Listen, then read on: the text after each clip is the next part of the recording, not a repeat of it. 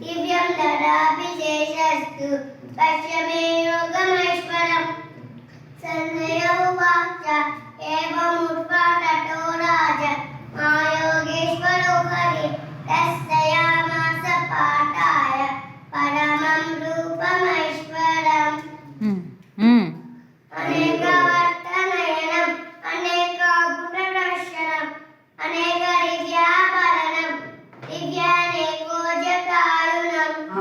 Very good.